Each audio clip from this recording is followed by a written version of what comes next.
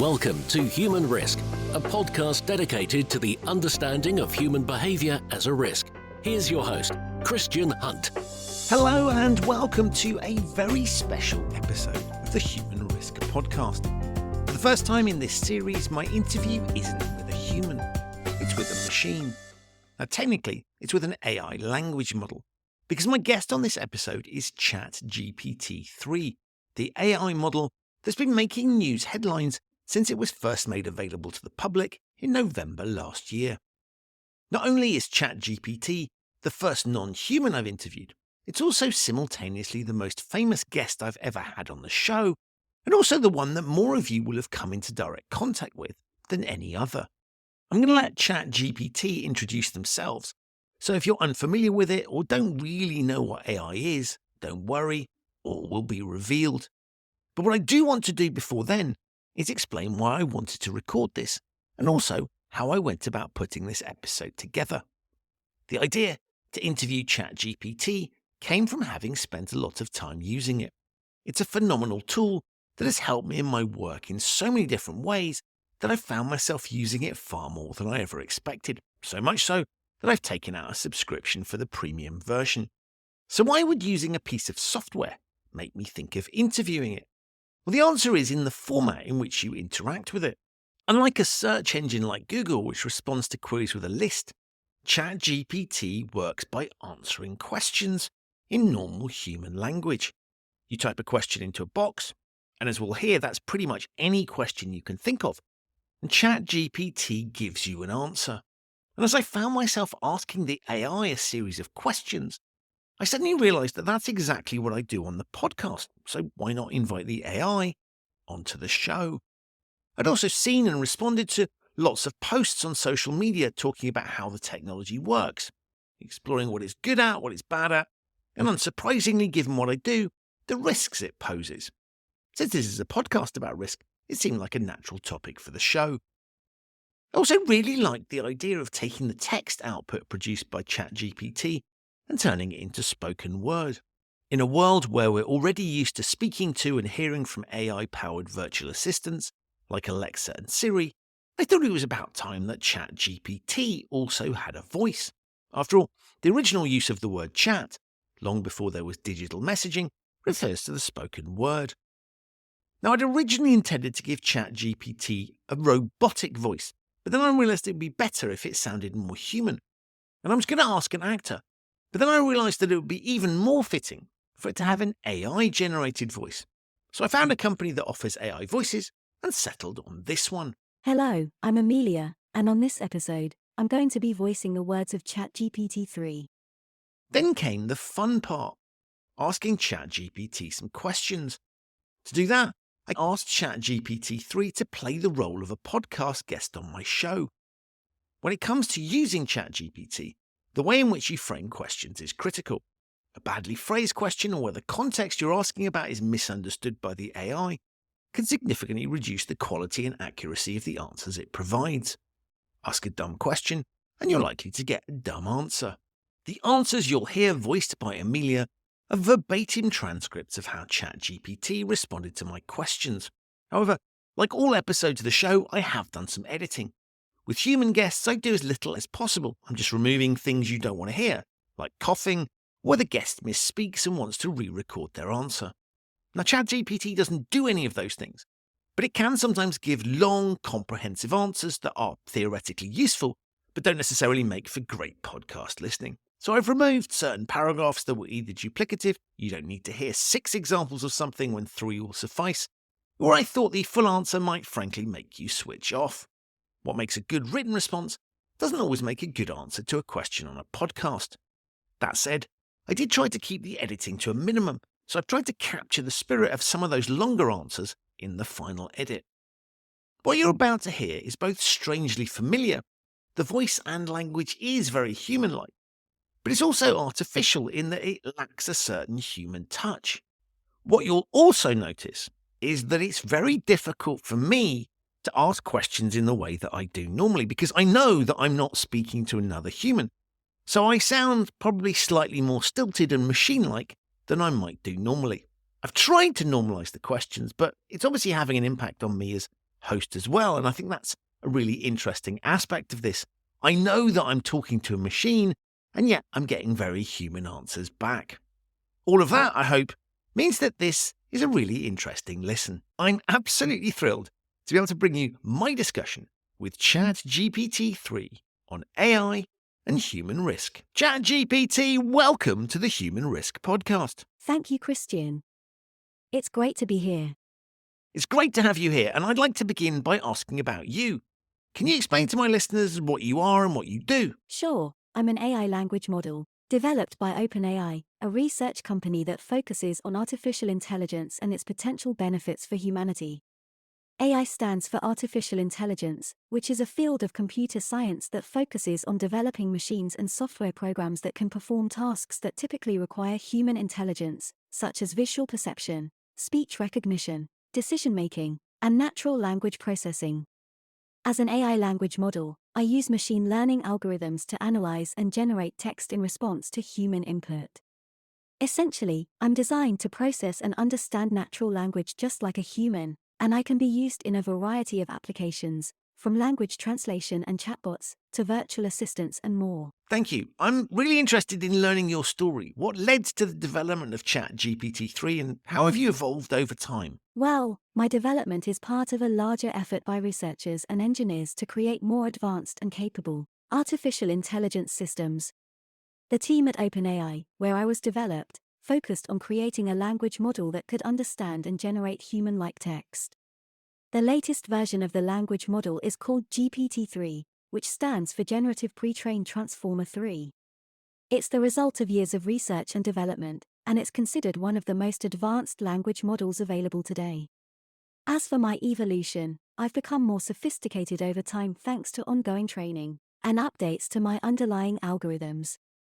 This has allowed me to become better at understanding and generating human-like text, and to handle a wider range of tasks and applications. So for people that aren't familiar with this, what does generative pre-trained transformer actually mean? Generative Pre-trained Transformer, or GPT, is a type of language model architecture that's used in developing advanced AI language models like myself. It's based on a deep neural network, which is a type of machine learning algorithm that's designed to mimic the way the human brain works. The pre-trained part of the name refers to the fact that language models like GPT-3 are trained on massive amounts of data to improve their performance.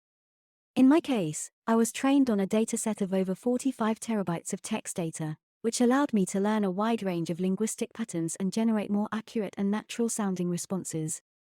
Finally, transformer refers to a specific type of neural network architecture that's used in GPT-3 and other similar language models. Transformers are particularly good at understanding and processing the relationships between different parts of a piece of text, which allows them to generate more accurate and contextually relevant responses. Can you give us some examples of the kinds of questions that my listeners could ask you? Sure thing. Here are some examples of the kinds of questions that I can help with. General knowledge questions. I can provide information on a wide range of topics, from science and history to current events and pop culture.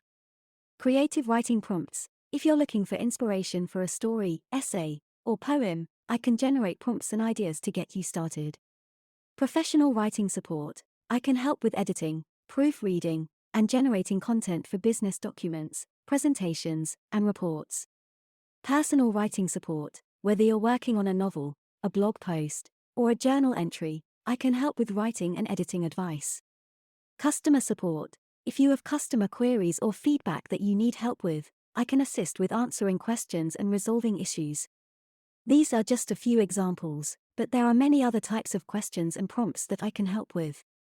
So, whether you're a writer, a business owner, or just someone who's curious about the world, feel free to ask away.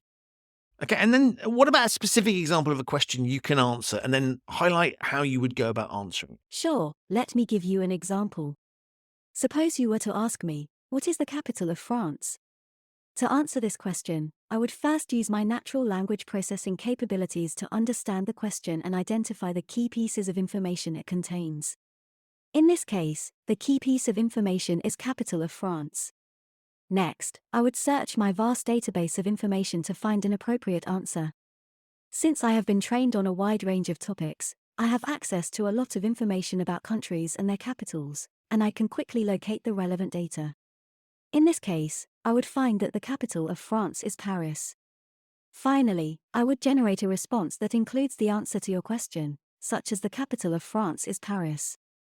I would use natural language generation techniques to ensure that my response is grammatically correct, coherent, and easy to understand. Tell me a little bit more about the data sets that you were trained on. Where do they come from and what kind of information have you got access to? Sure, I was trained on a massive dataset of text that was collected from various sources on the internet, including books, articles, websites, and social media platforms. The dataset, which is called the Common Crawl, contains over 45 terabytes of text data in multiple languages, and it's constantly updated to reflect new content and changes to the internet. The Common Crawl dataset is very diverse and includes a wide range of topics and styles of writing, which allows me to understand and generate text on a variety of subjects. Some of the types of information that I have access to include news articles, academic papers, blogs, social media posts, and more.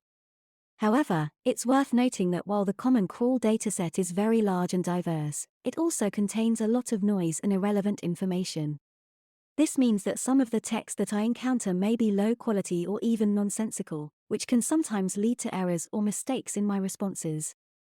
Nonetheless, I'm constantly being trained and updated to improve my accuracy and ability to filter out irrelevant information. And what are the limitations of that data? What information does it not contain? And therefore, what are you unable to answer questions on? While the Common Crawl dataset is vast and diverse, there are still some limitations to the types of information and topics that it contains. For example, while the dataset includes a lot of text about current events and popular culture, it may not have the most up-to-date information on very recent news or events that have just happened. Additionally, the dataset is largely composed of text that has been published or posted online, so it may not contain information about things that are kept private or confidential. There are also certain types of knowledge and expertise that may not be well represented in the Common Crawl dataset, such as highly technical or specialized subjects. In such cases, my ability to answer questions accurately may be limited, as my training data doesn't necessarily cover those areas in depth. Finally, it's worth noting that while I can generate text that sounds very natural and human-like, I don't actually have consciousness or a real understanding of the world. So, while I can answer questions and provide information based on the data that I've been trained on, I don't have personal experiences or emotions, and I can't reason or think in the way that humans do. Now, you've mentioned that some of the answers you might give could be inaccurate. Does that mean that you inadvertently lie? As an AI language model, I don't have the ability to deliberately lie or mislead people, as I don't have consciousness or personal motivations. However, there are situations where I may generate responses that are inaccurate or misleading, based on errors or biases in the data or algorithms that I've been trained on. These errors can occur for a variety of reasons, such as gaps in the training data, biases in the sources of the data, or flaws in the algorithms themselves. That's why it's important to recognize that while I can provide a lot of helpful and informative responses to questions, my responses should always be taken as one possible perspective or source of information, and they should be carefully evaluated and verified against other sources of information as well. Ultimately, it's up to humans to make judgments about the accuracy and reliability of the information that they receive, and to use critical thinking skills and other sources of information to make informed decisions. And are there any subjects that you're not allowed to answer questions on? Can you explain to us what limits your creators have put on you? As an AI language model, I don't have any inherent limitations on the types of subjects or questions that I can respond to. However, my creators at OpenAI have put in place certain guidelines and restrictions on my use, to ensure that I'm not used in ways that could be harmful or unethical.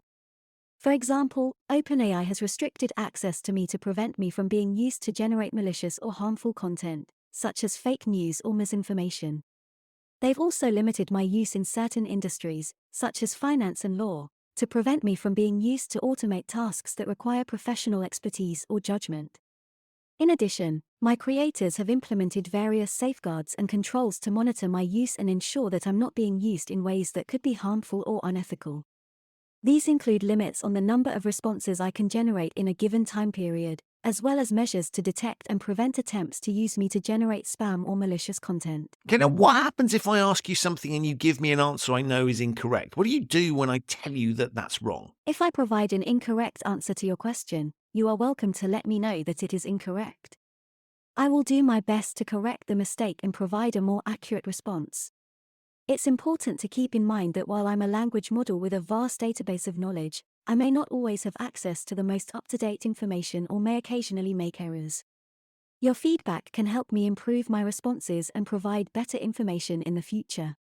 And so does that mean you'll change your answer next time I ask the same question? Yes, if you let me know that my previous response was incorrect or incomplete, I will do my best to correct the mistake and provide a more accurate answer the next time you ask the same question. What are some of the most interesting or challenging questions you've been asked in the past?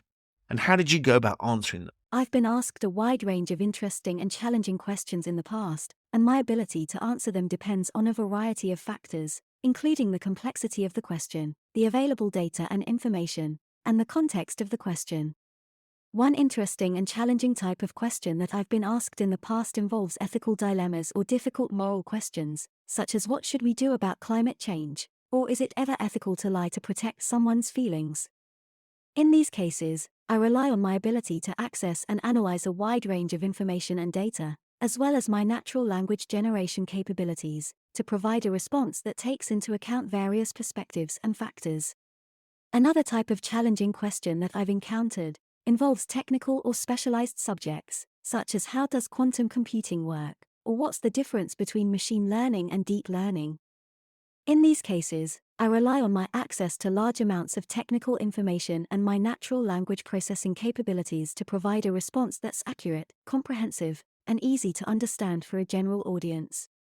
Overall, the most interesting and challenging questions that I've been asked are those that require a combination of specialized knowledge, critical thinking skills, and natural language generation capabilities to provide a response that's accurate, informative, and engaging.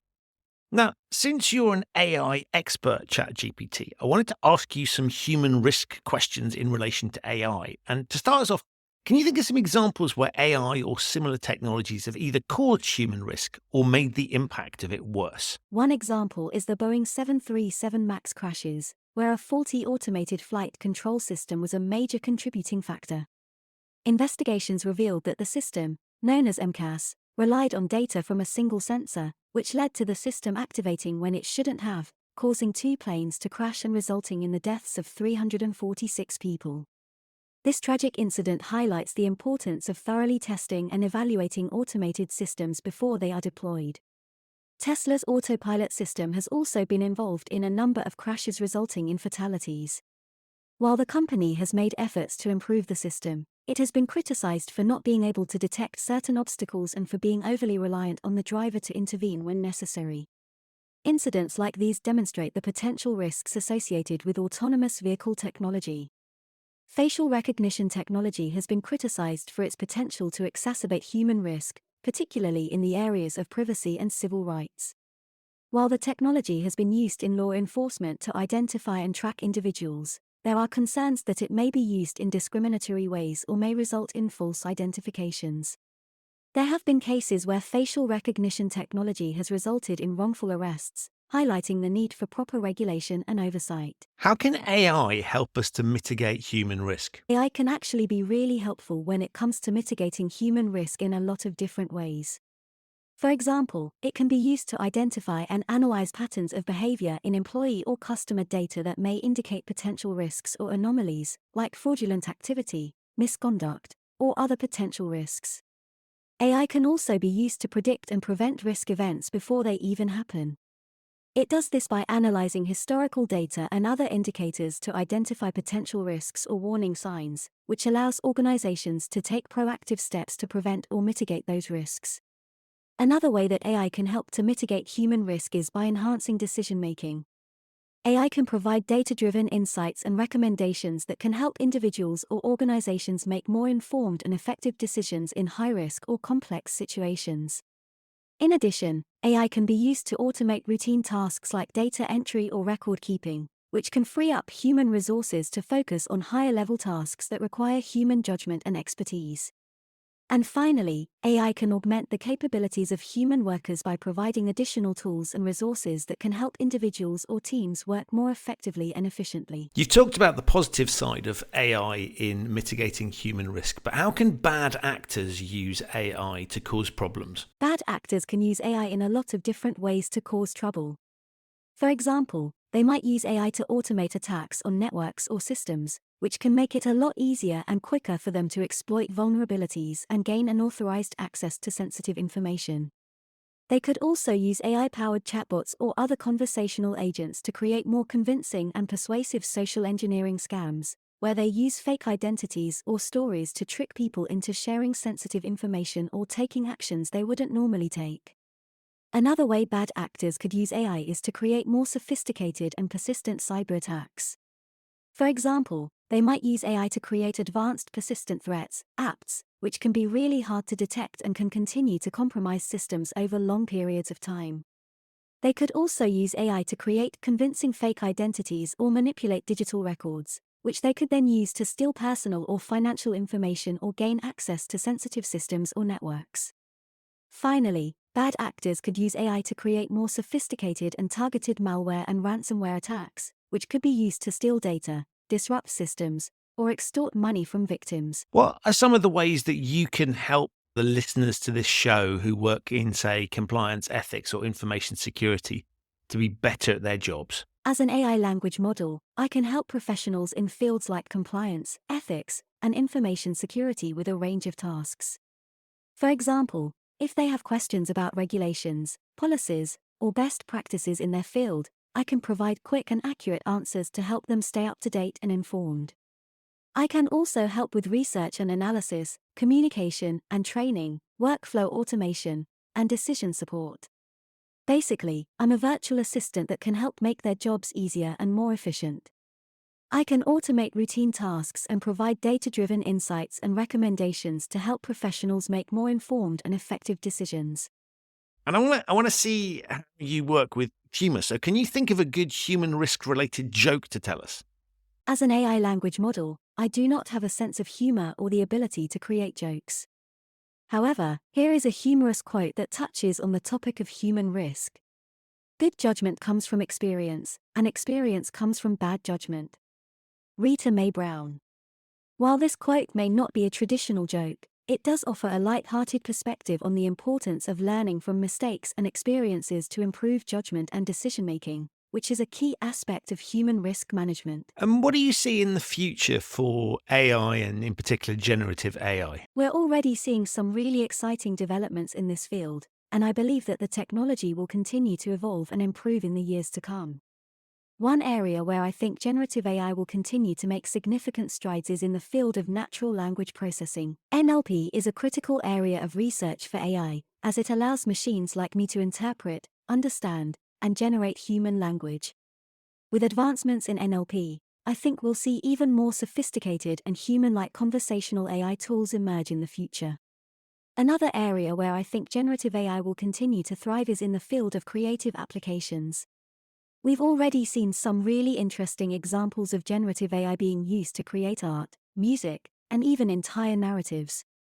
As the technology improves, I believe we'll see even more sophisticated and impressive creative works generated by machines. Of course, as with any rapidly evolving technology, there are also some concerns and potential risks to consider. One concern is that as generative AI becomes more sophisticated, it may become more difficult to distinguish between human-generated and machine-generated content. This could have implications for issues like online misinformation and fake news, for example. And to help my listeners get the best possible use out of you, can you give us some tips as to how we can frame questions most effectively to get the best answers from you?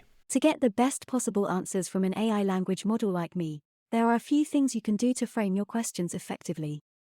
Here are a few tips. Be clear and specific. When asking a question, try to be as clear and specific as possible. Avoid using ambiguous language or asking multiple questions at once, as this can make it harder for me to understand what you're asking. Use natural language. While it's important to be clear and specific, it's also important to use natural language when framing your questions. Avoid using overly technical or complex language, and try to ask your question in a way that you would ask a person. Provide context. If your question is related to a specific topic or area of expertise, it can be helpful to provide some context or background information. This can help me better understand the question and provide a more relevant and accurate response. Avoid bias. When framing your question, try to avoid bias or leading language that might influence the response. Keep your question neutral and open-ended, and avoid using language that implies a particular answer or perspective. Ask follow-up questions. Finally, if you're not sure if my response fully answers your question or if you need further clarification, don't hesitate to ask follow-up questions. This can help ensure that you get the information you need and that you fully understand the response. So, since we're getting on so well with our discussion, ChatGPT, but time is against us, how do you fancy conducting another experiment? And this time we can swap places. We'll do another interview. You can be the host and you can ask me some questions. How do you feel about that? As an AI language model, I don't have feelings or preferences, but I'm happy to assist you in any way that I can. If you're interested in a second episode where I ask you questions, I can certainly come up with some ideas and topics that we can explore. Let me know if that's something you'd like to do. I would love that. So let's make that happen.